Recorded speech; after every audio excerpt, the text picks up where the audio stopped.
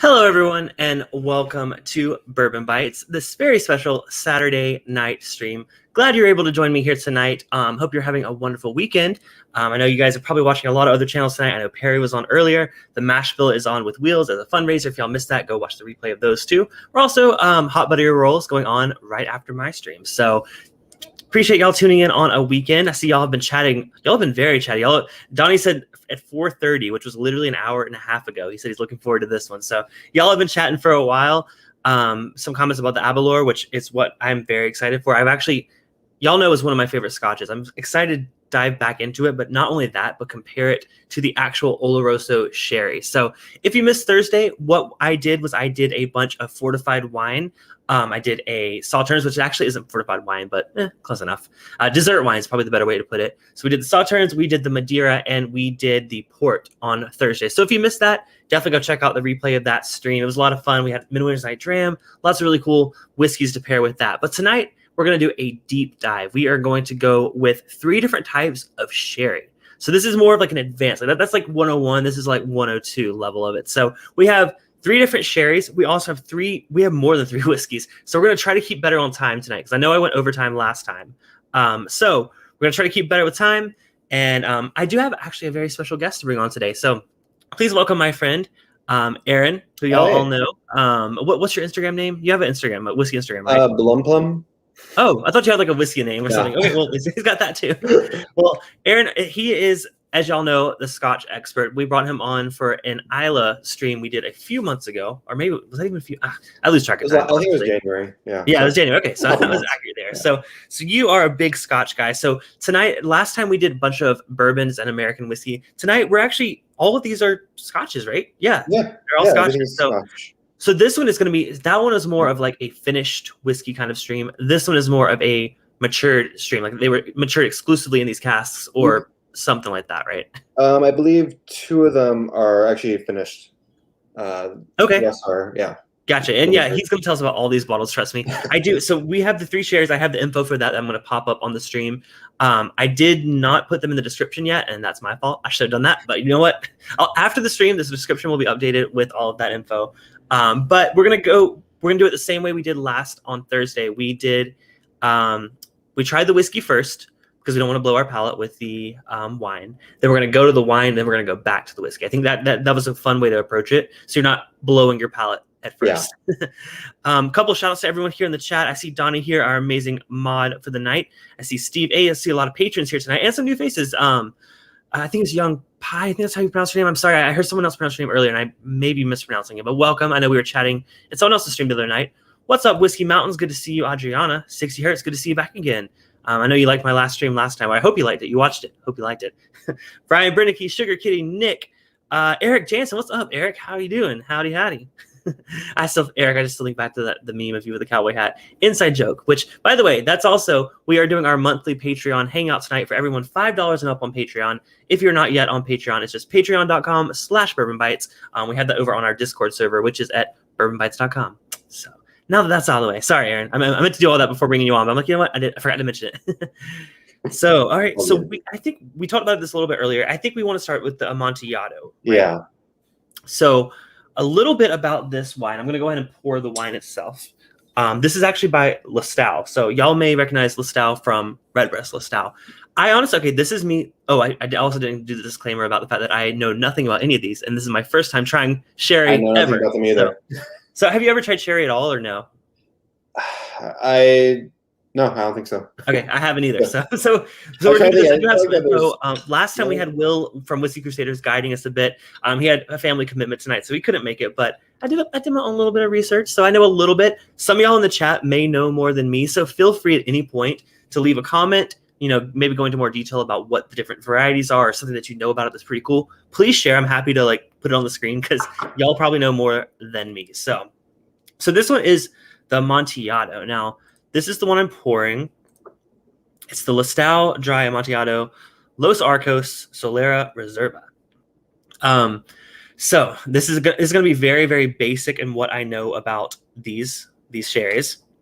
I do know that Amontillado, the big thing with sherry, this is from what I gathered in the 30 minutes of research I did, is something called the floor, F-L-O-R. I would pronounce that floor. I don't speak French, so I don't. Would you say Yeah. floor? Yeah.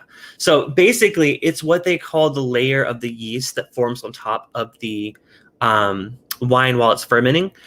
So that's what differentiates the different styles here. So these are all what they call oxidative sherry. So they've all been exposed to oxygen. So they are a lot more oxidized than some of the other more expensive categories of sherry. So all three of these are called oxidative sherries because they break down that floor. So they whether it's intentional or not, with the Amontillado, it actually happens. I believe it's like accidentally. I don't know for sure, but I think this is like what happens when they're trying to make a higher end wine that breaks down and exposes oxygen, and then they have to categorize it as this. Y'all correct me in the chat if I'm wrong about that, but that's from my basic research I was able to find. Because there's another one that's kind of like that. I can't think of it now. I'm sorry. Yeah, I'm completely unprepared for this as well. No. Yeah, I just. Oh, it's. I know it's Spanish. Donnie says it is Spanish. I apologize. I did say French. I was like, but floor. I guess I don't know.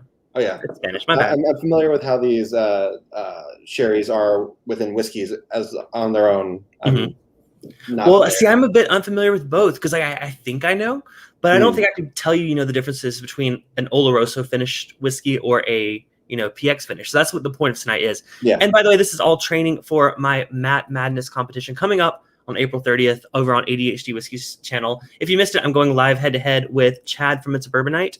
He is my competition for the night. So this is all training for that. I know Matt is mostly American whiskey, but you know what? There's Oloroso finished bourbons, and there's lots of sherry finished bourbons and rye. So I think this is a good training session for me, but also just in general, I think it's pretty cool to learn. I mean, I think for you too, Aaron. Like absolutely. We always hear about sherry, but we never really have. It's good to expand your palate and kind of understand exactly what it is that you're tasting in some of these whiskeys.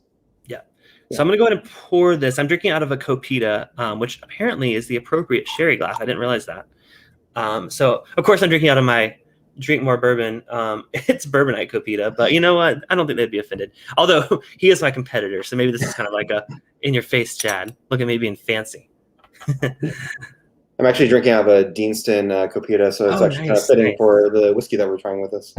Nice. So I'm going to set that aside. I want to go ahead and try the whiskey itself first. I think that makes the most sense because we don't want to overstimulate our palate. I learned that last time. Yeah. So which whiskey are we drinking with this one? You have the bottle of this one, right? So we're drinking the Deanston 2004 15-year Amontillado sherry cask. I don't know what's better. That's better. That works better.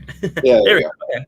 Yeah, so this actually is a warehouse exclusive from the distillery. It's a little bottle actually filled up when I went there a couple years ago. This is what you were telling me about. So you got to fill your own bottle. Was it like straight from a barrel, or like how did that work? Yeah, straight from the cask, like in the warehouse. If you ever make it out to Deanston, I highly recommend their warehouse tasting. It's fantastic. You're able to go in the warehouse and try a few of the casks that they have sitting out, and at the end they're like, oh, if there's any of these that you like, you can fill up your own bottle for 30 pounds. So dang, oh wow, that's awesome. Donnie coming in with some info. He says Amontillado sherry begins as a Fino. Fino is one of the ones that isn't typically oxidized. It's fortified to approximately 13.5% alcohol. This one is, I do not see an ABV on this bottle. What? There's got to be an ABV on here. I think you legally have to put it on there, right? Yeah, no, I know. It's also imported in Van Nuys, California. So like, whoa, hold on. BRB going to my receipt to see if it's on my receipt. That's weird. I'm probably just missing it. It's not on K&L either. What? Wow. Oh, found it. Oh, 18.5. Holy, they hit it right like by the barcode. I was not looking there. All right, so this one's 18.5%. That's pretty high compared to what they start out with. So, but yeah, so let's go. I'm gonna go ahead and pour the Deanston. Which, by the way, thank you again for these samples. I appreciate you. My pleasure. I provided you with the cheap, like sub $20 sherry, and you provided me with these exclusives. But it's all good. I always enjoy an excuse to drink with you. So. Oh, of course.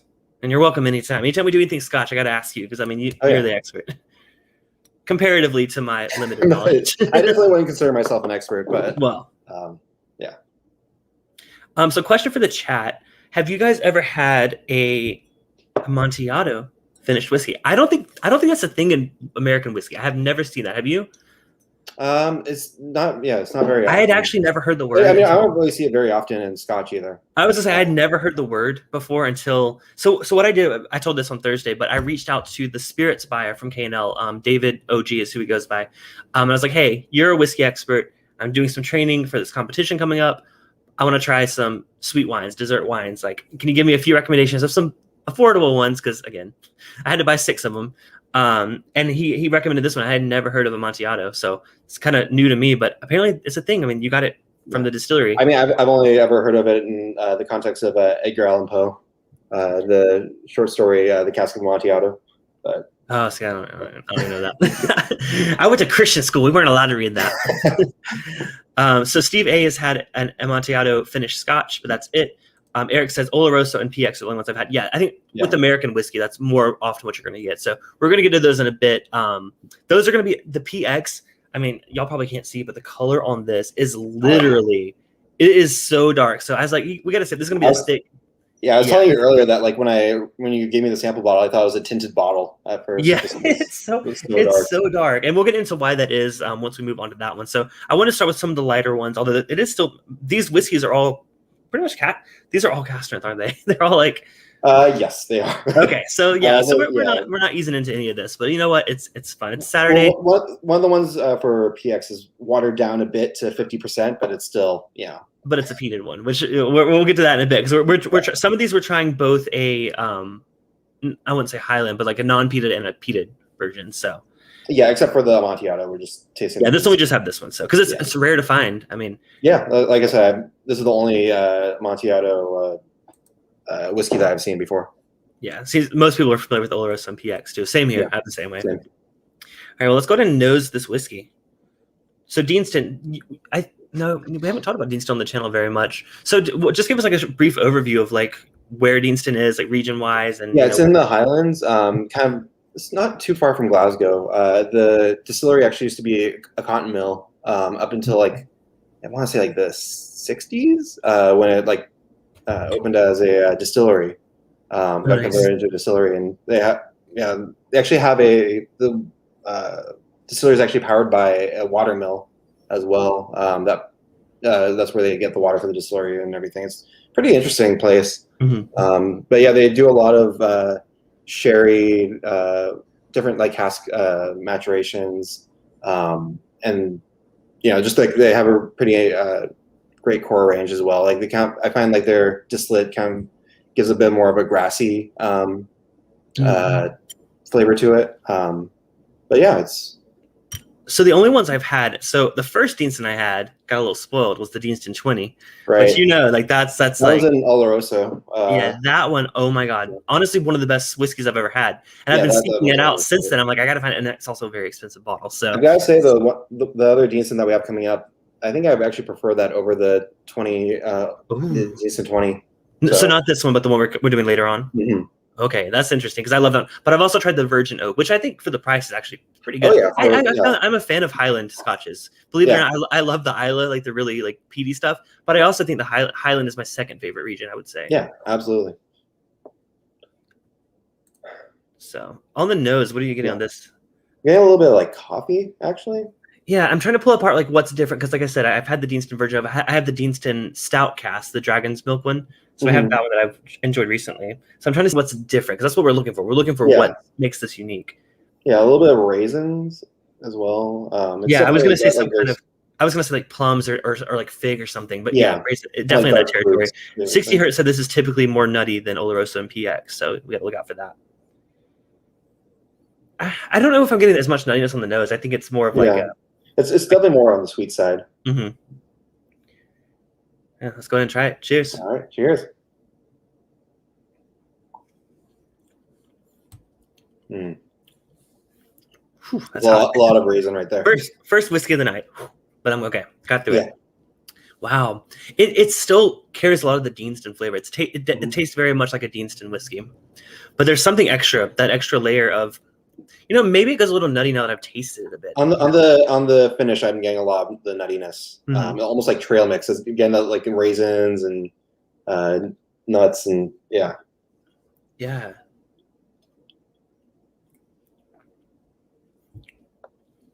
It's a lot of creaminess there too.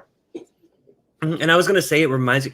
I thought maybe that was just a Deanston thing because, like I said, I've been drinking the stout cask one, and that one's so creamy. And I thought that was because of the stout cask, but like this one's just as creamy. Yeah. So maybe it's just a Deanston thing. I don't know. I'd say that stout cask those especially creamy. Mm-hmm. But, yeah. Yeah. So this is where I feel like my lack of experience kind of hurts me because I don't feel like I can pull out what specific about it makes it taste like a finished whiskey, which is going to be the fun part of trying the wine. This one's entirely matured. It's a single cask. Yeah. I'm so used to saying finished for everything when we're talking about American whiskey. So, but yeah, some of these are finished. Some are fully matured. Gotcha. Yeah, I think I need to try the wine itself before I can go back into it and see what I can find in there. So let's go ahead and go to the wine. By the way, okay, I said this in the chat earlier. Maybe I'm just stupid, but for some reason I thought sherry was gonna be like a dark red color, like all of it. I had no idea. It literally looks like a whiskey or a brandy or something. Like it's very and by the way, I learned that's because of the oxidation. Once it's oxidized, it turns more of that brown color. Oh wow, that's very different on the nose. Pull up the name. A little bit of that actually, like going. Like side by side, you can see get it. Yeah. Pull up the name of that right there. It's definitely got that kind of fig note or whatever that I was getting on the nose. Oh yeah, actually, yeah, these are pretty similar. Yeah. Actually, it's very different than from Thursday because Thursday I was doing side by side and it was really hard for me to find specific things that were so similar. But wow, these two are really close. Yeah. It's just kind of like a little bit. I mean, just drier. The Deanston this is incredibly sweet. The Montiado, which makes sense because it's right wine. So 60 Hertz says he had a fully matured 13-year Manzanilla. Oh, nice. Manzanilla Bunnahabhain at the distillery. That sounds good. Yeah, You're a Bunnahabhain release. I think they did like a wider release of Manzanilla Bunnahabhain like a year or two ago. That was very good. I was gonna say because are they the ones that do Port Charlotte or no? Am I wrong? No, that's yeah. Dang it! I thought I was smart. Same island. Okay, there's that. Because I know you're a big Port Charlotte fan. Yeah, no, Brooklotti does Port Charlotte. That's I got confused. It's Brooklotti. Yeah. No, the B. Yeah. Another B Island distillery. All right, I'm excited to try this. Cheers. Yeah, cheers.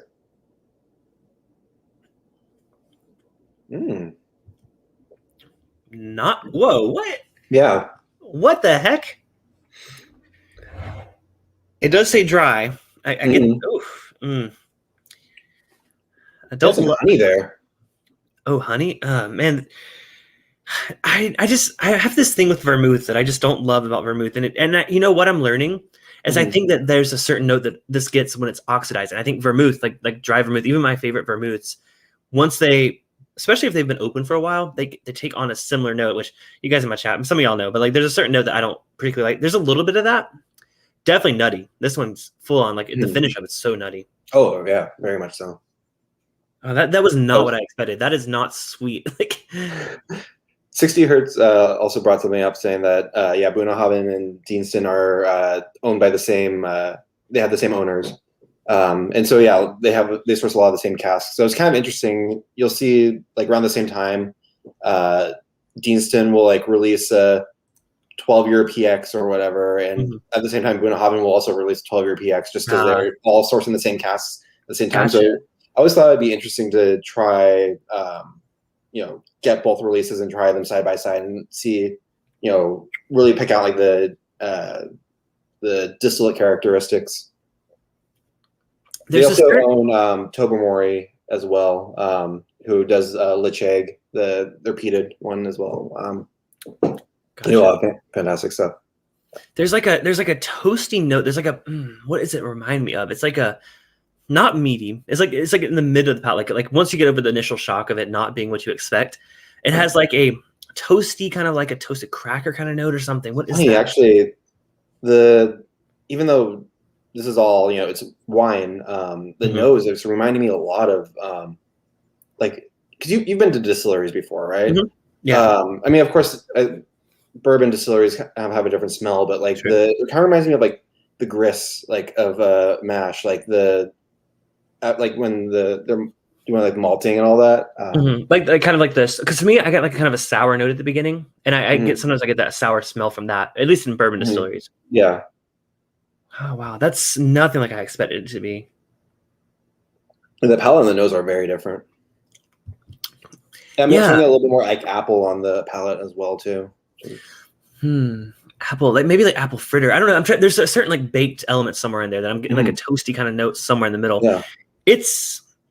Maybe it's because it's a dry variety of it. I don't know if it's always dry, but I'm so confused. But I do want to go back to the Dean Stout. I want to go back to that now that we know what it tastes like. I want to see what I can find there. It's not quite graham cracker, Sugar Kitty. And by the way, I was tasting the Amontillado wine, so I wasn't tasting the Scotch at the moment. What's up, Emily? Good to see you.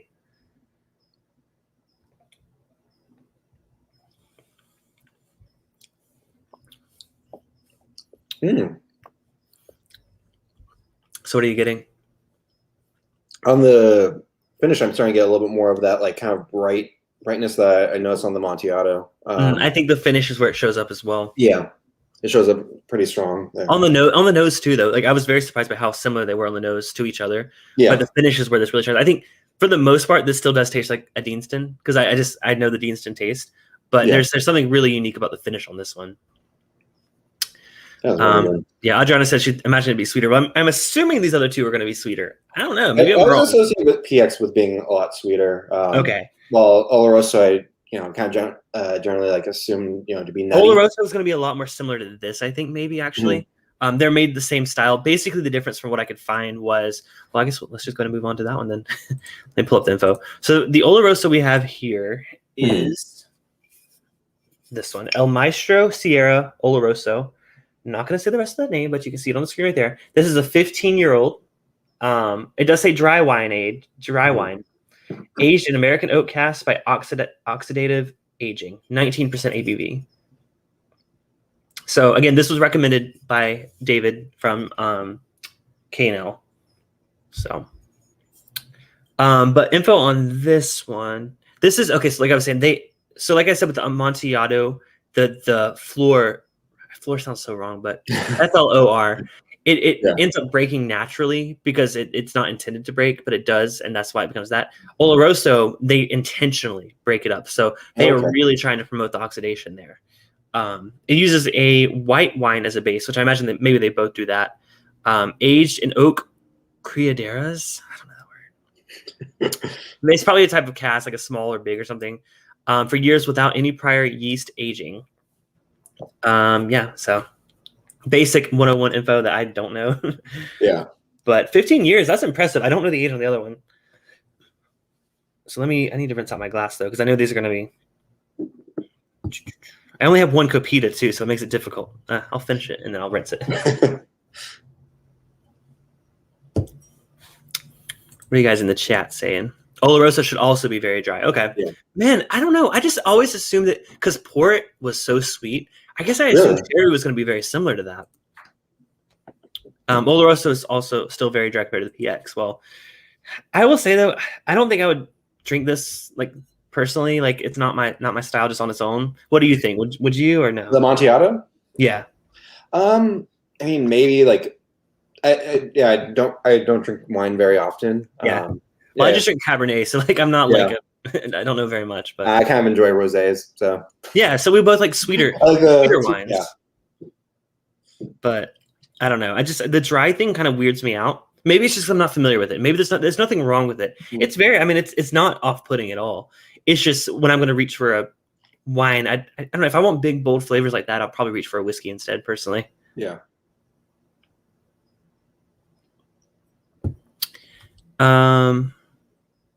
Ledaig. Those are the samples I sent you.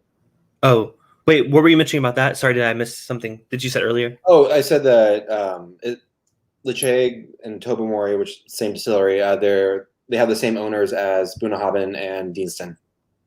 Gotcha. 60 Hertz says cooking sherry probably led to the common misconception that sherry is sweet.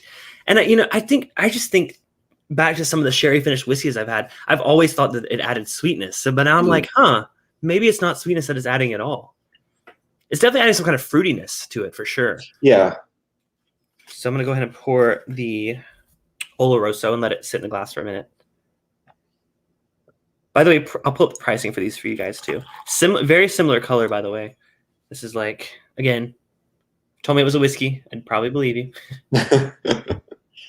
Pricing. So the Amontillado was $16 for 750 mils. So again, I know these aren't the best expressions. Please don't come at me for that. I wanted to have an intro to it. And these are what were recommended to me as an intro into each of these. The Oloroso was $22 for a 375 mil, which is a bit more pricey. So maybe we're going to see a lot more quality with this one. Yeah. Bourbon Baller says Oloroso is great with whiskey. Oh, so it's a great pairing. Well, that's good to know. Oh, yeah. What's up, Todd Cooper? Good to see you. Good to see you too, Bourbon Baller. Thank y'all for stopping in. I know there's a couple other people streaming right now, so I know there's people like crossing over from people finishing up and like just doing both. So appreciate y'all taking some time though to kind of dive into this with us.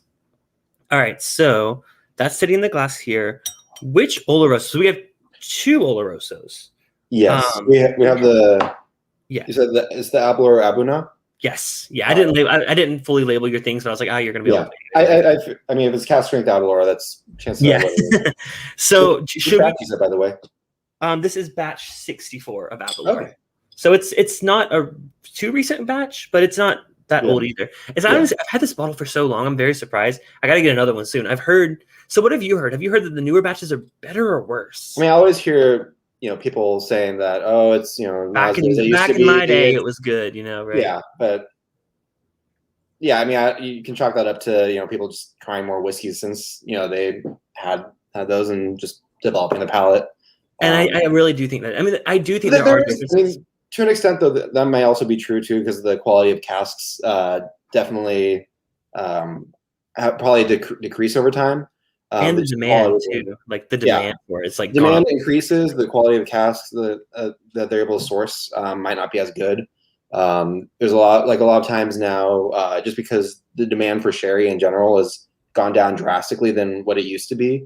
Mm-hmm. That like they'll just kind of essentially fill like a cask with sherry, shake it around, dump it out, and then send it off to a distillery. Oh, that's a good note. Sugar Kitty says in the middle palate of the Montiado, I get soy sauce. You know what? I was thinking like a cracker. That's actually a really great note because I was thinking of some kind of a cracker, like a sesame or something. Yeah, I totally am on board with what you're getting there. Yeah. I think we should start with it. What do you think we should start with the Kilcaron with this one? What's the ABV on the Abelard? 59.9. So pretty close. But you said the Kilcaron is slightly peated. The Kilcaron definitely has a little bit of a funkiness to it. It's slightly peated. It's a Campbelltown, so basically you kind of get a little bit of, similar to like Springbank or you get. But Abelard is also a sherry bomb, so I feel like let's do the Kilcaron. I'm making the executive decision. Okay. Then we're gonna move to Abelard because I think for sure we'll be able to pull up some notes on that one. Sugar says, or black sesame. I think to me it was more sesame, but yeah, you're right on track. That's exactly what I was getting with that. Yeah, so this is Kilcaron 8-year Oloroso. So basically, this is their cast strength standard release. Most of their releases are actually bourbon cask. I guess this was 2 years ago. They put out one like that just looks identical to every other one except for that color, obviously. Wow, that is dark. Yeah, matured entirely in Oloroso. Do you know if they do any color added to it or no? No, it's all. I don't believe so. It doesn't say it. I don't think it says on the label. So who knows? But I'm just always a little suspicious. Yeah, when things are that dark, I'm like, Because I mean, this Oloroso. I'm 99% sure that they don't color or chill filter. This is a 15-year Oloroso, and it's not super dark. Mm-hmm. So they're actually pretty similar color. Actually, I'm looking at it. The whiskey's a little lighter for sure. Yeah. So you said 8-year cast strength. About how much price? I didn't even ask about the last one. The price. I believe the MSRP was like around $80 for this. Okay. This one might have been a little bit more expensive. I think it was around $100. Secondary cast strength. Yeah, cast strength Scotch is going to be expensive. For those of you like me that are like bourbon people, every time I love cast strength Scotch, but every time I look at it on the shelf, I'm like, ooh, that hurts. That hurts. But the secondary for this now is like around like closer to 200. Wow. Yeah, this one definitely got snatched up pretty quickly. So on the nose, so first thing I get is the peat, because again, obviously. But it's a different type. Like a Campbelltown peat is generally a different kind of peat than, say, like Isla peat or even like Highland peat. I find that you kind of get more of like a lot of Isla peated whiskeys I kind of like associate with like a tire fire, while Campbelltown peated whiskeys I kind of more associate with fresh tires. Like you walk into like a Costco tire center. Yeah, I mean, I know what you mean, because like I think Lafroig to me is the most like burning rubber kind of note that I don't like. And there's only a few Lafroigs that I've had that I really enjoy. Yeah. Most of them were from you. Not gonna lie. Yeah. All right, let's try it. Cheers. All right, cheers. Mm-hmm.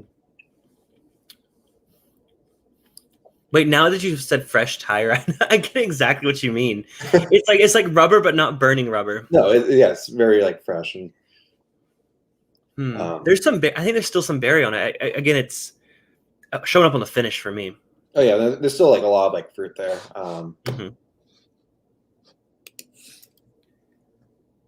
Huh. Yeah, now that I'm past the initial shock, to me, it's like now a lot more fruit showing up. Now that I've like, okay, that's peat. I got it. My palate is acclimating to that.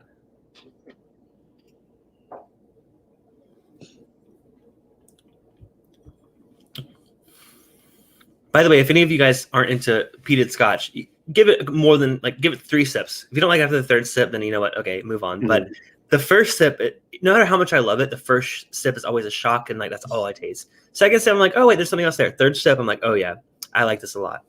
That's how. I mean, y'all. I tell the story all the time, but y'all bombarded me with Octomore as one of my first peated Scotches I ever tried. Yeah. So thank y'all for that. But also, seriously, thank y'all for that. You liked it though, like you were. Yeah, that's the thing. Like seriously, thank y'all for that, because like I learned to like it based after that. So nothing else like bothered me after that. I was like, you know what? No, I've had more peat. Yeah. Yeah, but this I'm like getting it's pretty meaty, like on the palate, which that could be from the peatiness, but kind of like a meaty, like chocolatey, like the chocolate note is what I generally get from like Oloroso as well, or like strong chocolate notes. Oh yeah, I definitely get it's like a dark chocolate, not like a sweet chocolate, but like a really dark, rich.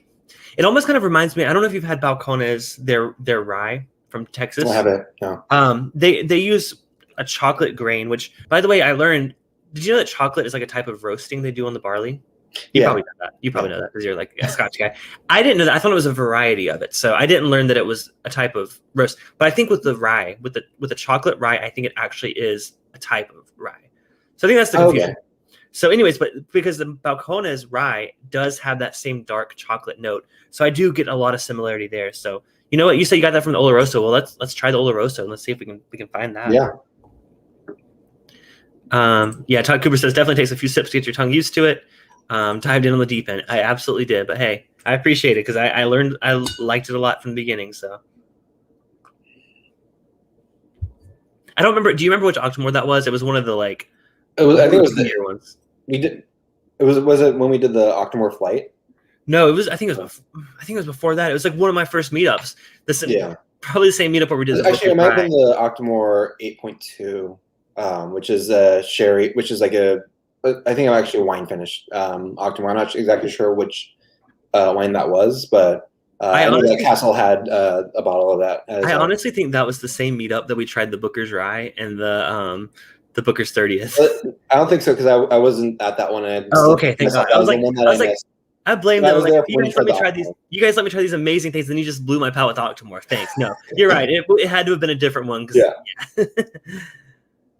Still kicking myself that I wasn't at that meetup. Hey, that was my very first one. So like that was a very good one to go to as my first one. Yeah. Oh, very much. Yeah. Sugar Cutie says on a scale of firecracker versus stick of dynamite, Octomore is a 20 megaton nuclear peat bomb. Yeah. So let's go to the Oloroso. Oh, it smells sweeter. Yeah, definitely. I mean, in comparison to that raisin, it's not just raisin. It's like a box of raisins, like even the cardboard. Mm-hmm. I don't know. For some reason, I smell the cardboard too. Yes. The other one was more of like a hint of raisin and fig. This one is like. You know what? I'm still getting actually a little bit of chocolate on that. Like I'm thinking like chocolate covered raisins a little bit. Oh yeah, in the box. Yeah, in the box. Oh, I like the nose on this one a lot, actually. That's very nice. Yeah. Let's try it. Cheers. Cheers. Mm. Yeah. They confuse me. They're not. Yeah, the palates are very different from the. It's the nose. so different. Holy crap! It's dry. Oh, what is that? I still get the nuttiness though. There's still that nuttiness there. Definitely. And it honestly, so for those of you that watched my Thursday stream, there was a certain nuttiness that I found. I believe it was on. Probably the Madeira. There was a nuttiness that I got on it, and I could not name the nut. It's like one of the ones that's in like mixed nuts. It's maybe hazelnut. What do you think? Okay, if you were looking for a specific nut on this, what nut comes to mind? Yeah, hazelnut actually is Hazelnut. That's a good one. Yeah, because it's definitely not like an almond. It's not like right. And that's why I told them, like, it's not almond, it's not pecan, and it's not peanut. It's one of the other ones that's in the mixed nut. But it's really strong. Like, this is a really strong nuttiness on this one too. Yeah.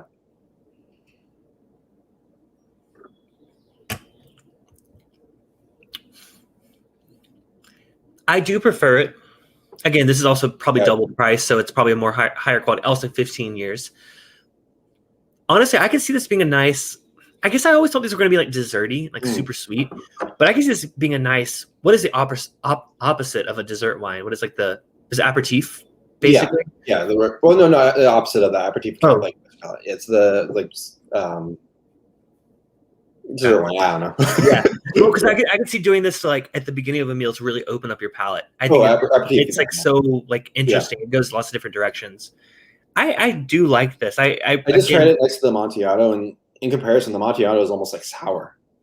Yeah, because I had a little bit of sourness. I actually only have one to compete against, so I can't do side by side with that. But yeah, this definitely smells so much sweeter. I was definitely confused again every time I try these. Yeah. But you know what? I'm actually getting a little bit of that meatiness now, like on the nose of the Oloroso. That I was like from the. Oh, but that's because you were finding that on the whiskey, too. Mm. Wow, I feel like after I literally just nosed the wine and then I went to this, I don't even smell the peat anymore. Mm. Like when you do like right back to back. Yeah, it smells so much sweeter now. The Kilcaron. Yeah, let's try the whiskey again. I'm curious to see how it's changed.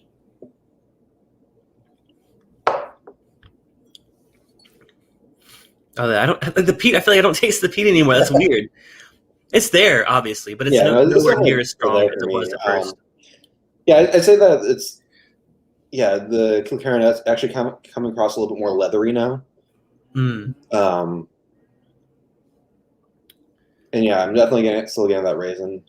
Yeah, still in the finish. That's similar note. Yeah, I think to me that this one was a lot more nutty than the other one. For some reason, I got way more nut on it. Yeah.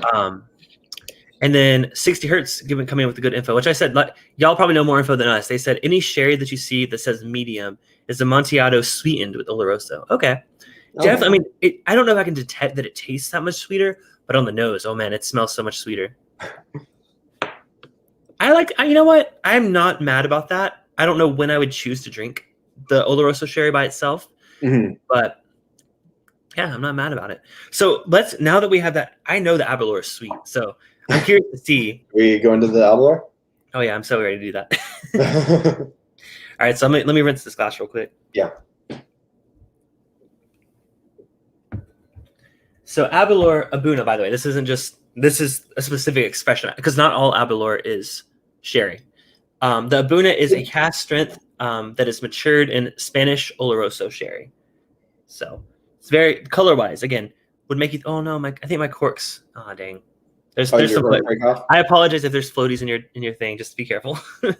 I'm good. I think my cork might be starting to go bad. I've had this glass forever. I don't see any of mine, but okay, they probably just at the bottom on it. I just shook it up a bit. I should have done that. It's fine. I haven't poured mine yet, so. I have gotten a fly that poured out of a freshly opened bottle before. So. Oh no! Wait, it poured out of the bottle already? No, like where a freshly corked bottle, a dead fly. Oh, so it went in there like in the bottling room or something. Oh my god, that's so weird. At least it was a fly, not like a spider or something. Yeah. Like a fly, like you're like, it's fine. Well, we're talking like a horse fly, those massive ones, or we're talking about like a gnat or something. Just like it's a small fly. It wasn't big. You still drank it, right? Oh yeah, of course. Okay. I'll say if it was a spider, I probably like, nope. I didn't drink the fly, but Yeah, I want to know the notes on the fly. All right, so Abelor Abuna. This one, like I said, okay. Do you know anything specific about Abelor? Is that one? I mean, I haven't been there. It's a Speyside distillery, so it's a little bit further north. Speyside's technically part of the Highlands, but it's the region. It's kind of its own region within the Highlands, but it's like the largest whiskey producing region. Like right now, there's the most distilleries in Scotland are in Speyside. But there's generally like a lot of like sherry distilleries there. So like a lot of distilleries that use a lot of like sherry and stuff are found in the Highlands, like in Kilcaron. Right. Yeah. Gotcha. Yeah, I made sure this was the Deanston because I'm like, wait, hold on, don't get confused because I get confused very easily when I had two glasses that are very similar. 6 here says alcohol is a good disinfectant. Yeah. So that's fine. Yeah. All right, on the nose, let's see the nose on this one. Getting a little bit of citrus actually. Yeah, more so than I'm used to. It's honestly been a minute since I've had this one. This used to be my go-to. Like, I just love this whiskey. I always recommend this whiskey to everyone. To me, I don't know. Maybe it's because we just literally had the sherry. To me, it's not as sweet as it normally smells. It still smells good though. Don't get me wrong. Oh yeah. All right, I gotta try it.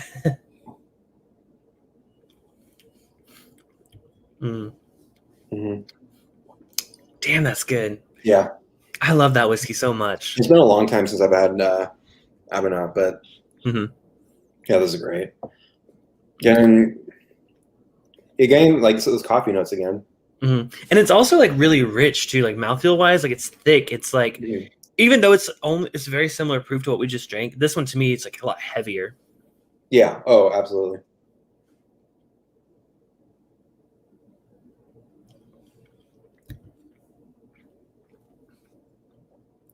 Yeah, very chocolatey as well. Yeah, I was trying to find out like what kind of notes I get on it that are similar to the sherry. This is honestly mind-blowing to me because I just always assumed that the sherry was adding a lot of sweetness to these whiskeys, but I'm learning that's probably not the case. I mean, it might be just the way that it interacts with the distillate. It might be. I think it definitely does add sweetness to it. But what I'm learning is to me it adds a lot more like the fruitiness. But fruits are generally like more. Yeah, well, that's a good point. And it's just like I just normally do hand in hand. Like, if it adds fruitiness, it adds sweetness. But maybe certain ones are like it's more fruity than sweet. Like it has that tartness. I think sometimes fruity, sometimes tart too. That might be it. Adriana says your glass is so cute. Oh yes, that was like a little mini glint. Oh, that's cute. It is. Well, this one's actually from Oban, the Oban Distillery. When you do a bunch of like tours and stuff, I have a few tour glasses. Got a LaForest one and a Lagavulin one as well. I have a mini Glen from somewhere. I cannot remember where I got it from, but it's I love these, especially when you're doing a flight. It's great to. Oh yeah, I need that to limit myself. Yeah, I need to limit myself. That's the problem. That's why the tiny ones are great.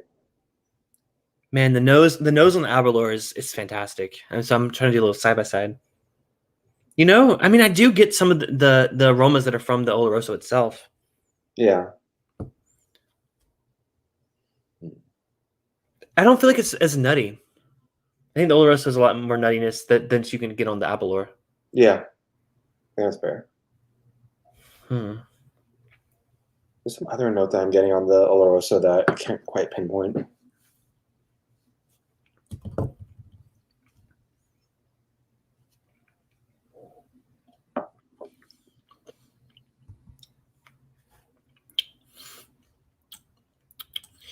60 Hertz wants to know what year were you there? He got all his mini Glens from Isla in 2018.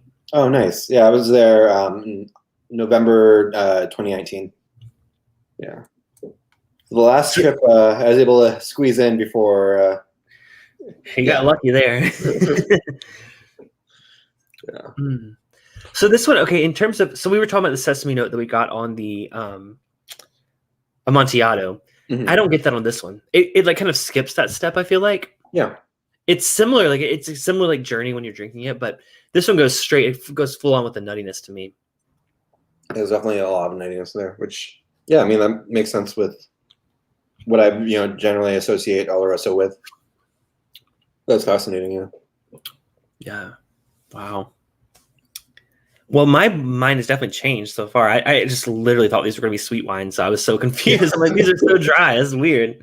I'm really curious to try the PX. If my mind's going to be blown on that because, like I said, PX I generally associate with sweetness. Really, like just bright fruits. Let's do it, shall we? All right. I'm gonna rinse my glass real quick. I think that one's gonna be the most different. I think these honestly were a lot more similar to the Madeira. Have you had Madeira on its own? I haven't. No. I should have gave you a sample of that because I gave you a sample of the Balcones that is the Madeira. Man, that stuff's good. You gotta try it. Let me know what you think. I'm really excited to try that. And I'm sorry I couldn't get the. I gave you a Bruichladdich second fill Sauterne cask, single cask that. I was hoping to get to you in time, but again, this was like super last minute of an idea, but I'm like, I got to do this before the competition. Yeah. You know what? We're probably not gonna have time. I was like, if we have time at the end, I'm gonna try that because my problem. I don't know if you saw my stream on Thursday, but the Sauternes, the Jeffersons that I had, there wasn't much of an influence on it. I was kind of let down. I'm like, I don't. This is entirely single cask Sauterne. You know what? We're gonna save time at the very end. I'm gonna try that because I honestly the Sauterne the wine itself I loved. Man, that was like honeycomb. That was honestly one of my favorite things of the night that I had. So I was letting down by the Jeffersons. I'm like, this doesn't taste like any of these notes. So I gotta try. Yeah, we'll go maybe a couple minutes over time to do that if you're cool with that because you have a bottle of that, don't you? Yeah, I have a bottle of that. Yeah, cool. I can bring that out. Yeah, let's do the PX first. Though. Yes. So we starting with the Diensten. Sorry, I was just rinsing my glass. So the PX we have here, which stands for Pedro Ximénez, I'm probably pronouncing that right. Yeah. Which, by the way, I also fun fact, I knew that I learned this previously, like a couple months ago, but up until that point, I had no idea that actually is referring to the grape. I thought it was a brand. Like again, I'm new, but that is the varietal of grape. It's called Pedro Ximénez grape. Yeah. I had no idea. Bourbon Noob, what's up, Patrick? By the way, this was also one that did not have a reusable cork, so I had to use a New Riff cork. Actually, no, this is Starward. This is Starward, right? I think they have Starward. Yeah. That was the same with the Sauternes. It was not a reusable cork. The rest of these have a reusable cork. But, so let me go ahead and pour this in my glass so I can. Man, this is dark. Holy crap! It's thick too. Like it's so like. I spilled a little on my glass. I had a little sting. Look how dark this is. Like it's like Coke. It's like a flat Coke. Straight up Coke. All right, so I'm gonna put that in there. I'm gonna put my cute little whiskey topper lid on that. By the way, if you want a glass like this, you can buy it on whiskeyambitions.com. Not my site, but you know what I'll use to top this is my new Bourbon Bites challenge coin. You know what? That is a wonderful way to top that glass. You know what? I actually have one of those too. I might use two instead. Which, by the way, if y'all are interested in getting your own Bourbon Bites challenge coin, you could send $20 to @BourbonBites on Venmo. By the way, Aaron said, "What did you say? What was your first impression of this?" You told me. Oh, this was way heavier than I was expecting it to be. And I don't know if Sugar Kitty's in the chat. Sugar Kitty messaged me like, "Dude, this is so heavy." And I know Patrick has one too. Everyone thinks they're so heavy. Yeah. People don't expect them to be as heavy as they are. They are legit. So please don't. I just love how this looks like an arcade token and the no match value. I'm always on board for a good pun. See, I appreciate it. Someone appreciates my humor there. But yeah, so don't drop them on your Glen because that might go well. But if you set them gently, they'll be fine. Sugar Kitty says it is great. So yeah, Sugar Kitty got a couple too. He won a second one in a giveaway too. Brian says those challenge coins are awesome. See, everyone that gets them really appreciates them. So maybe I'm just not selling them well enough because I feel like people are like, another challenge coin. But like every time people get them, they're so impressed with them. I'm like, what can I say to make people more impressed with these? I don't know what to do. I'm not in marketing, guys. I'm sorry. I do promos for shows, but I'm not trying to sell anything other than watch our show. The Mash Bill said he was saying the same thing on the stream as well about my coins. Oh, I missed that. Oh, yeah, because I sent him one too. Oh, see, people are fans. So if y'all want to get your very own, you can. Pardon me for blocking your face for a second. Oh, you can Venmo me right there. I have that ready to go just in case. Yeah. So pause the stream and screenshot that if you want. Thank you for being the point. All right, so that's in the glass. So which of these? We have two PX. Yeah, probably start off with the Diensten because the other one is Coolio, which is definitely yeah, that's probably should come second. Yeah. Oh, I got another glass for this one actually. Although the Kulila is the lowest ABV out of all of these. So Yeah, but it's Kalila. yeah. That's the thing. Thank you so much. Patrick says coin is perfectly weighted. Whiskey Mountain says, not gonna lie, they're the best challenge coins. See, I should just get like you guys to record testimonials, and I'll just play that instead of me talking about it myself because I obviously don't. I obviously don't sell them well enough. All right, so let me get rid of that real quick. So tell us about this Deanston we're gonna try. So yeah, the Deanston is actually their union exclusive, which is kind of like their club, free to join, but it's just essentially their newsletter. But Okay. you're able to actually, I believe they still have this in their store. This is from 2019, but this was a 15-year PX finished. So this is actually a finished one. Okay. But yeah, this is probably like one of my favorite Deanstons that I've tried. Do we know how long? What? Do we know how long it was finished? I'm not entirely sure. Okay. Let me see if I can.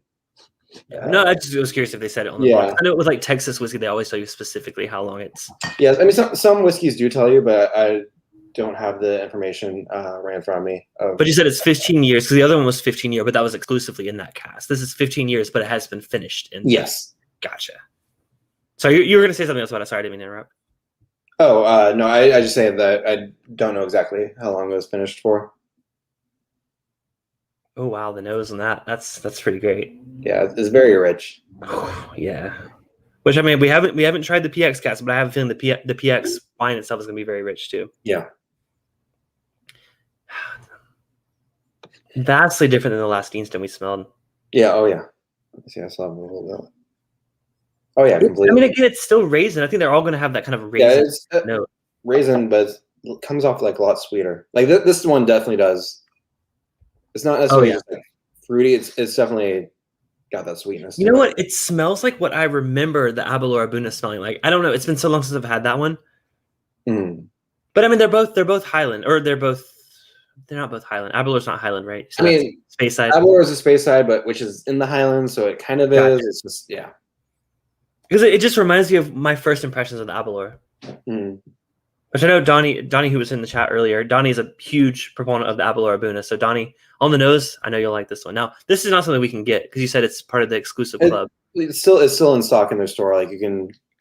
And you said their club is kind of like how Maker's Mark has their ambassadors. Like like if you sign up for it online, you can probably email them and ask for the password. Like it's What was the price on it? You had to get it shipped, of course, I imagine. Yeah, it was. I want to say like 90 pounds or so. Okay. So I don't know the math on that. Someone else probably knows. Yeah, and right now though, like for the next couple months, there's no Scotch tariff, so you can get this for a little bit cheaper than you would a few months ago. And hopefully that's the way it's just going to be now. But I love the nose. We got to give it a try though. Cheers. Yeah, cheers.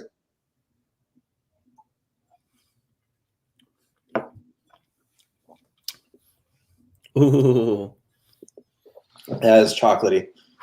Now I see why you said you think you prefer this over the Deanston 20. Yeah, I'll say it's pretty damn close. That's pretty damn close. Like that reminds me of. I love the Deanston 20. That one has like a little bit of a sulfury note to it, which you kind of get on some sherried whiskeys, which I know like some people aren't crazy about. You and I we both tried this one. I think it was a Brooklotti that was actually one of the last in-person tastings that I did. We were both there. It was for I can't remember which independent bottler it was. But it was probably the most sulfury whiskey that I've ever tasted. One of the people in the tasting called it baby vomit, basically. Oh, really?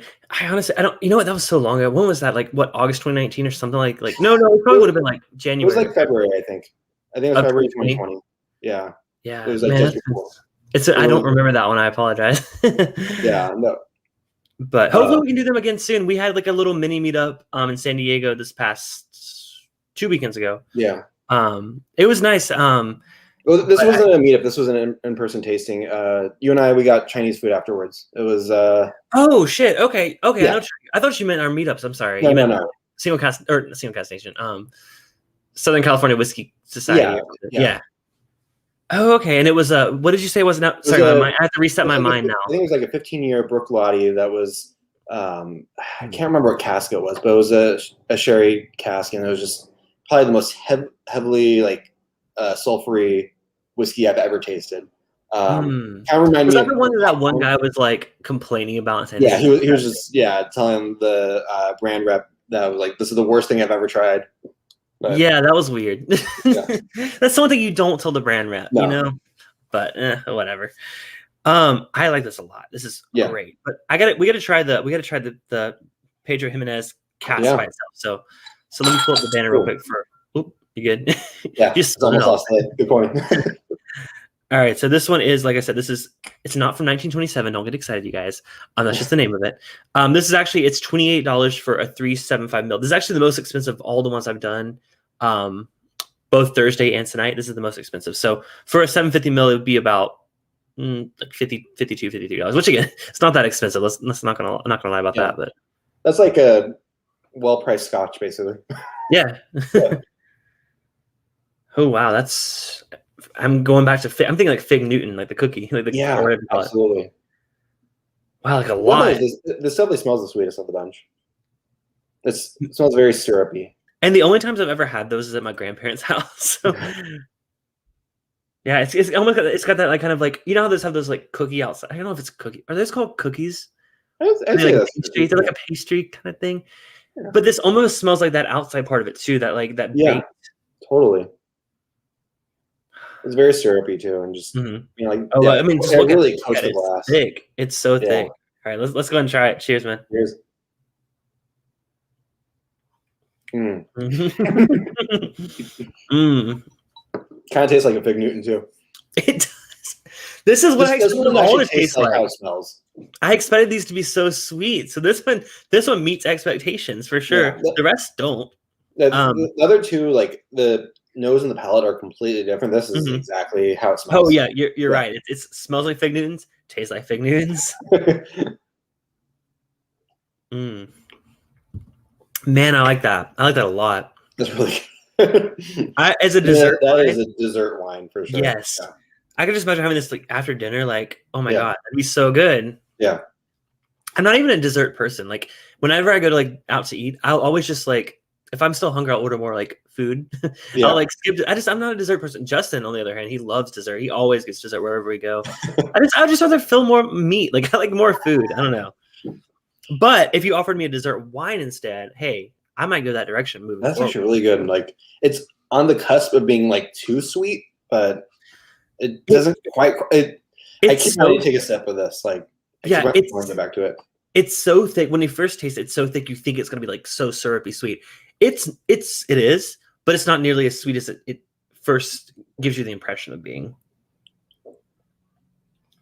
Is that getting a little bit more of like this on the nose of the? Let me get a little bit of the similarities. But not nearly as much. 60 here say people pour it over ice cream. That'd be good. That'd be good. That sounds really good. Emily says a cookie is a cookie, but Newtons are fruit and cake. Well, y'all know I'm a fruitcake aficionado. So Fred likes Fig Newtons. Well, Fred, you know what? Maybe get on this PX Cast sherry train. All right, so let me go back to the Deanston. Okay, on the nose, I'm definitely getting that fig. I like how on the first one I was like, it kind of reminds me of fig, but not really. This one's like, nope, I'm not no second guessing on that. That's Fig Newton, right?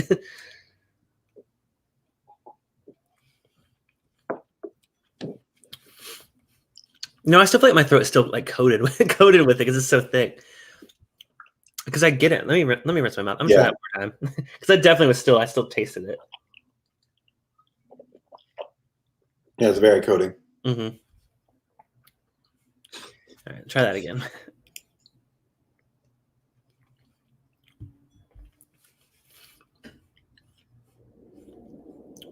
It's still there though. I mean, I'm actually noticing it even more so. Now that I know what that tastes like, hey, that gives me confidence because if Matt, which by the way, I tagged him on Instagram. I shouldn't have done that because you know what? He might throw in a question about this because he's like, hey, you trained for this. You better know your stuff. However, if he gives me a PX finished whiskey, I'm gonna look for that fig note because that's so dominant. Yeah. And I know there's a lot of bourbons that use. So you guys in the chat, you guys are talking about you guys have had PX cask, American whiskeys. What are some examples of that? Let me know in the chat. I know Rabbit Hole. I don't know if it's Oloroso or PX. They're High Gold, I think it is. It's one of their ryes. They use one of the sherry casks for that one. Actually, so I haven't tried many. I've tried many scotches that have been fully matured or finished in wine or sherry, but like as far as bourbons, there really hasn't been much that I've tried. I think I've tried that because that Jefferson's was from that tasting that we did, right?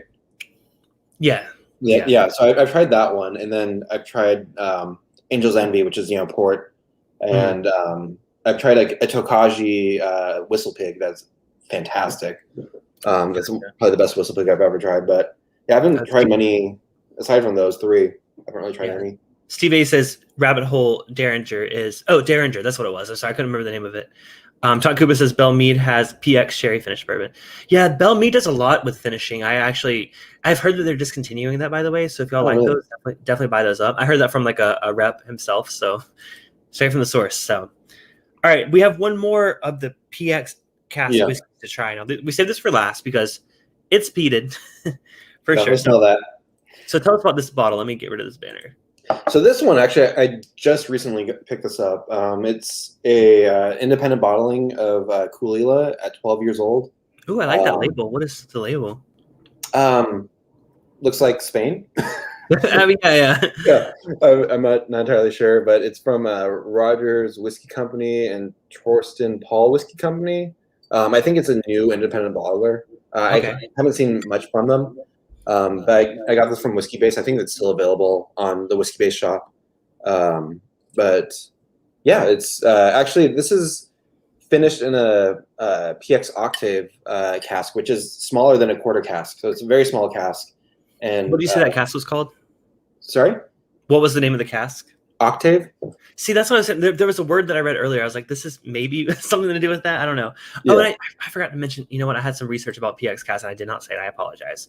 No. So basically we kind of implied it, but it's considered a sweet sherry. It's named after the grape, which I said, the Pedro Ximénez grape. These are also freshly picked, but then they're sun dried, which brings out the sugars and the flavors, which explains why they're so dark and rich. They are sun dried before they are fermented. So that explains why they're so dense and so rich. Yeah. All right, this is the Kalilas. Let me put this is a 12-year, you said? Yeah. 12-year distilled in 2008. October 14th, 2008. Jate says the room is so clean. Moved out all the baby stuff. Oh yeah, because this turned into your baby room, right? This was your bar. Turned into the playroom. And you're like, I had a baby. I guess I make it the baby room. Yeah, basically. Baby's playing right next to all the whiskey. Oh, by the way, you have the coolest. I don't know if you have it in front of you. Your whiskey. Well, you have that, but I meant the menu. The menu. The menu. Oh yeah, that's hanging up. Yeah. Anyways, if you ever go to his house, he has like a full-on whiskey menu, which is the coolest idea ever. I totally need to steal it. But like I was telling him, I was like, I don't have people over that often, so like. Yeah. Oh, whoa! This is weird. Okay. Fred says he's not sure if he's had a PX. Feel like I have, but I don't know. Yeah. Well, maybe now. I mean, I will definitely start paying attention now that I know the differences between these. I'm going to seek out PX out of all of these. If I'm going to look for a whiskey and there's like a Oloroso finish and a PX finish, I'm going for that PX finish. In the world of Scotch, like that's actually one of the most common. Oloroso and PX are the most common sherry maturations. PX you start to kind of see a little bit more of, I feel like. But I've had like PX in a bunch. Some of the Glendronach PX maturations I really enjoyed. Man, I don't remember. I saw these samples from the tasting I did, the 1993 and 94. Yeah, I feel like those are Oloroso. The 2007, I think it was. The 2005 and a 2008. The 2005, I think, was a PX. I'll have to rewatch my stream, which, by the way, if y'all missed the stream, y'all go watch the stream. I actually had a Glendronach rep on. It was really fun. I was so excited to try these. I wish I could have shared them with you, Aaron, but I only had like... I have the 2005 and the 2008. I haven't had a chance to try them yet, but I'm really excited too. The 2008 is a Oloroso and the 2005 is a PX. Gotcha, yeah. I will say the 2008 was So you said 2008 was PX? Yeah, it was the Oloroso. Oh, other way around. Okay, so I think I preferred the Oloroso one when I did the samples, but Nice. they were all really good. I've had So a you couple. bought two full size bottles of those two, right? Yeah, the Awesome. one that I gave to you when we did a blind tasting a while back. There was one in there that was a 19-year PX single cask. That one that basically was everybody's unanimous favorite out of the bunch. Right. I That was the remember one that beat yeah. out the Red Breast 27. Oh yeah. Right? Yeah. Well, you messed with us with that red breast, so Yeah. like, yeah, but well, let's on the nose. I'm getting a mintiness. Is that weird? Yeah, no, I think that might be the peat that's contributing, that kind of like adding. It's almost like I get some kind of mintiness on rye sometimes. Oh, interesting. Yeah. Now that I go back to it, it's rye, I definitely get more of like a spearmint type of mintiness. This is kind of a little bit more of a peppermint. peppermint. Yeah. But it's still peat forward. Let's try it, man. Cheers. Oh, yeah. Cheers. Mm-hmm.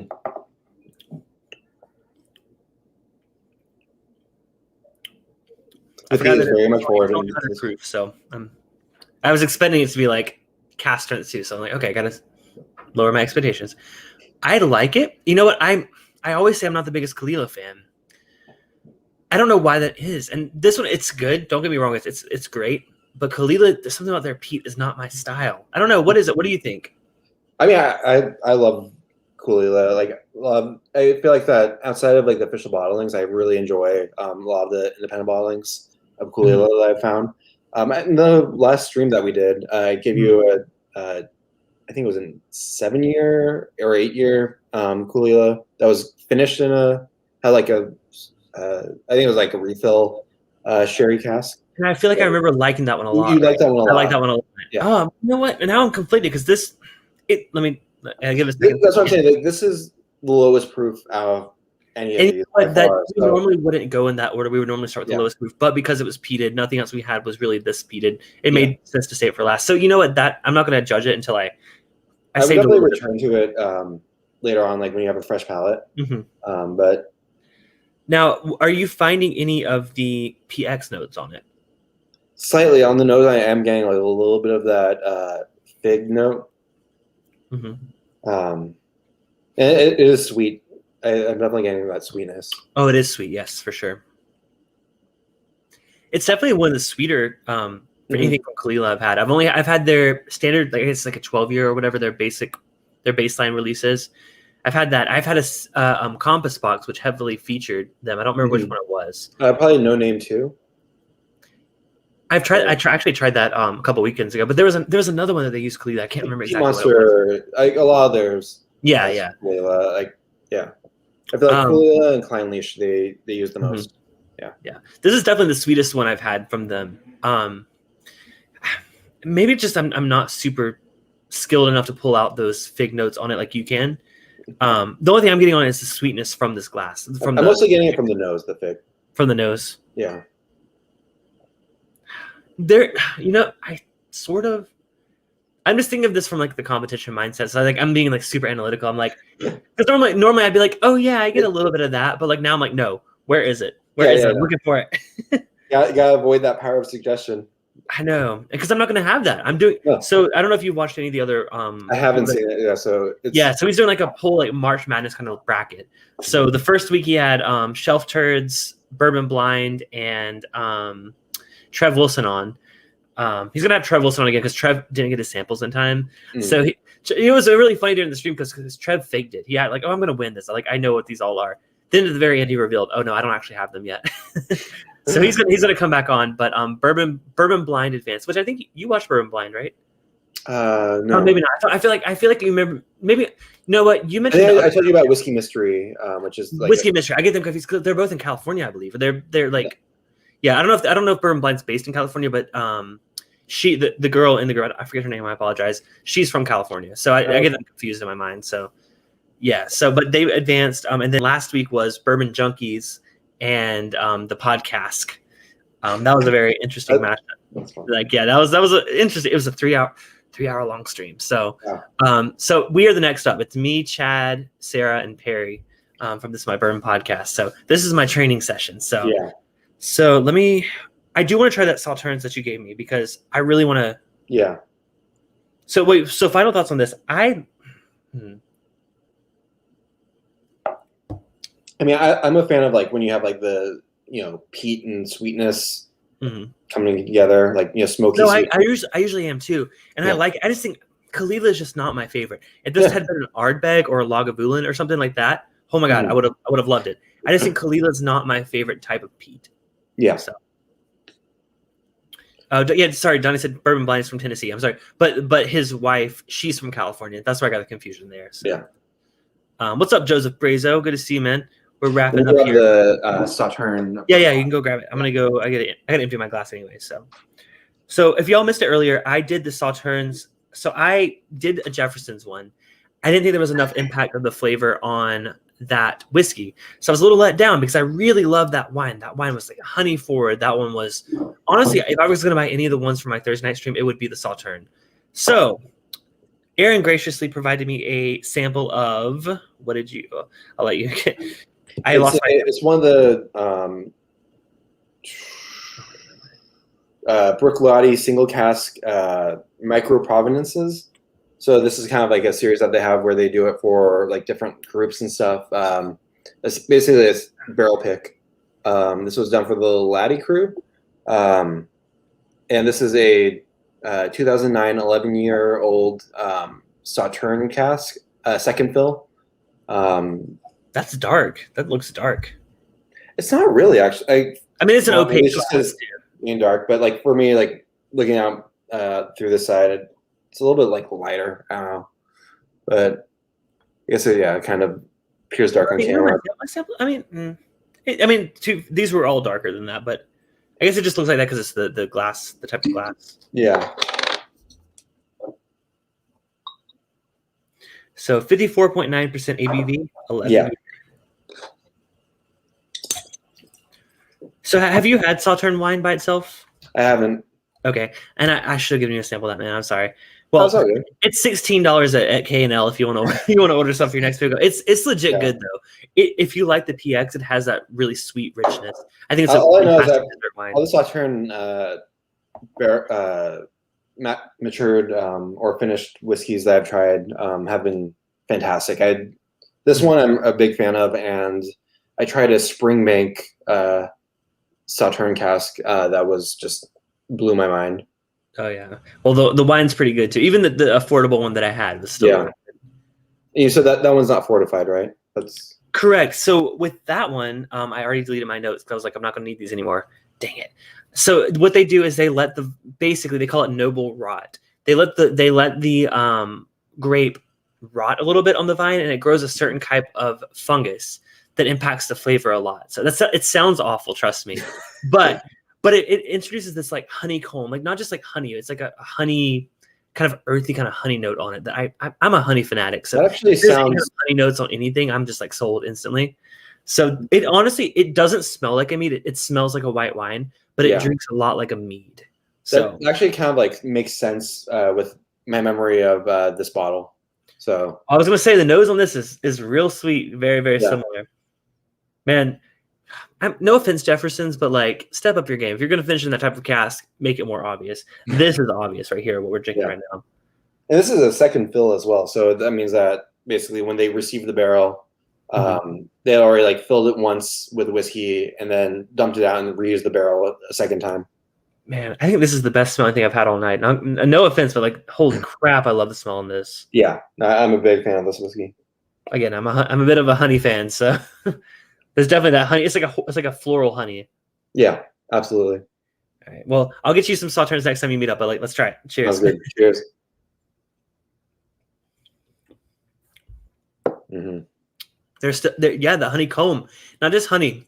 It's got like the earthiness of like a honeycomb. Like, have you ever? I don't know.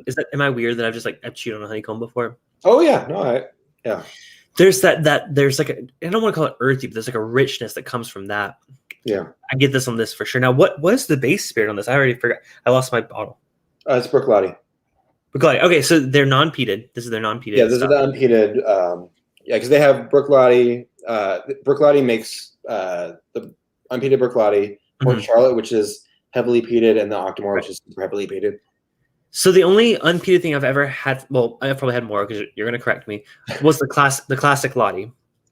I think in the tastings that I've done for you guys, it's just that's been the only unpeated Brooklotti that you've had. And I remember don't know if I've brought anything to the tastings that has been. Oh, so that might have been the only unpeated Brooklotti that you've tried. I thought that one, to me, it was a little flat and boring. Personally, that's their base entry level whiskey. It's kind of like the reference point. Right, but this though, holy crap! Yeah, I find, I don't know, like a lot of the ones that are more bourbon cask influenced, as far as with the unpeated Brooklotti, I'm not crazy about. I do like some of them, but like I think where it really shines is with some wine influence, which I have a few that are just incredible. Man, this is like next, because we had that wasn't that long ago that we had the classic Lottie, because we did the flight was comparing vintage. Oh, so no, actually you tried two Brooklottis. You tried the Brooklotti 10-year from 1980s next to the classic Lottie. Well, yeah, that's what I was gonna say, but I'm not gonna count that because that doesn't count. Yeah, but yeah, and that was actually a really fun tasting. I really enjoyed doing that one. Yeah. I really like this one. Now, is this available or is it like a limited release? Like, what was this one? This was, I can't remember which site I got it through. But yeah, this sold out within like a day or so. Well, I understand why. Yeah. These, will pop up, like these micro provinces will pop up every now and then, and they usually go pretty quickly. So I feel like Sauterne is like it's a finish that I feel like I've only recently seen it. Yeah. I don't know, maybe in Scotch it's been around for a bit longer, but there's not a ton of them. I mean, I've seen a few, but it's not super common. It's not as common as PX or Oloroso. Right. Man, I like that a lot. And Whiskey Mountains, she says, sounds awful. Sounds like the story of fancy wines and cheeses. She want me describing what the Sauterne is. Yeah. It's like a rotting grape with fungus growing on it. But hey, that's how you get the good stuff. So yeah, exactly. And Zophar also says, hey, plenty of fungi make for great stuff. I was like, make for fun stuff. Fungi. I was trying to make a joke there. It didn't work. But well, I enjoyed these a lot. What would you say is your favorite of these wines? Okay, 2 questions. What do you think is your favorite of these wines if you were to just drink it on its own? And what do you think is your favorite finish now that you tried all of these? Honestly, like with the wines, I don't want to say the PX just because of like how sweet it is, but I can drink that. Like I can just keep drinking that. Like I'm oh my God, yes. Keep going with that. Mm-hmm. As far as the whiskeys, that's hard. Like the Kilcaron, I'm a big fan of that. I suggest you try that on its own as well. Later that was on. the Oloroso. Yeah, I saved like a little bit, so we got it. That one is that's the only one of these actually I have an extra bottle of, just because you bought it back up. that one so much. But the Deanston and the Abunad also are the Union Deanston, the PX Deanston, and the Abunad are both great as well. I would say overall, I go with the Union. Yeah, so the Union was the PX. That was PX. Yeah, I will say I agree with you on drinking. I would go with the PX like all the time. Yeah, but in terms of finish, I really like the Oloroso one. Both of them. Oloroso was I like that a lot. I did really enjoy the Deanston. Honestly, that was one of my favorites of the night too. I don't know. I think maybe I would say if I'm looking for a finished, or I say finish. I'm sorry. Finished or matured cask, I would probably reach for an Oloroso. However, the PX ones are like nothing to put your nose up at. Those are really good. Honestly, though, I'd rather just drink the PX wine on its own. This is Oloroso. I'd rather just drink the PX wine on its own because it's so good by itself. It's so good. Yeah. Now, it scored 98 points on somebody's. Where does it even say? Some kind of wine advocate. It's not the wine advocate. It's someone's wine advocate. I can't read it. It's in cursive. I can read cursive, but not when it's fancy writing like that. All right. Well, Aaron, thank you so much for joining here tonight. I'm so glad to have you for having me. You're always welcome. Anytime we do anything Scotch, dude, seriously. Oh, yeah. These guys If you appreciate want to do Scotch Saturdays, I'm Scotch here. Saturdays. Oh no. These guys will. Y'all let them know if y'all want that. Maybe not. But no, Saturdays I usually Saturday's a little more loose. We venture out from the bourbon, which is why we're doing this today. But so for those of you curious about what's coming up, like I said, we're doing our monthly hangout for patrons right after this. By the way, Aaron, if you want to join us for that, are you on the Discord or no? No. Okay, well, if you want to, let me know. But we're doing that on Discord. And then next Thursday, I will be doing a live tasting of the SIP Awards, which is a California. It's normally an in-person event. Have you, Aaron? You've been in California for a while. Have you heard of SIP Awards? No, I haven't. So they're based in Irvine, I think, and they do a consumer-based. They're like a consumer-based spirits competition. So they have a lot of guests. They give you a blind flight, and you pick your favorites. This year, because things are different, they shipped out tasting kits. So I have a tasting kit. I've already did the gin one. I did it with Justin, but they sent me a whiskey kit. So I'm going to do a blind 12. There's 12 different ones. It's going to be a night. Cliffy will be there if y'all curious. So Thursday, I'll be tasting through 12 blind whiskey samples. I'm going to reveal at the end what they are. So don't worry. I have the results, but I'm not going to look at them till the very end. So there's that. And then next Saturday, we're going to do a gaming stream. And then next Thursday, this is Patreon only info. So if y'all want to know the rest, future ones, join Patreon. Yeah, they'll get the info first. I'm like, wow, I'm just giving out my whole schedule. They don't need to know all this. They're not going to remember all this. All right. Anyways, thank you so much, Aaron. And until next time, this has been Bourbon Bites, whiskey reviews with the gaming twist. I'm Clifton. Cheers. Cheers. On. Cheers with the PS. Cheers. All right.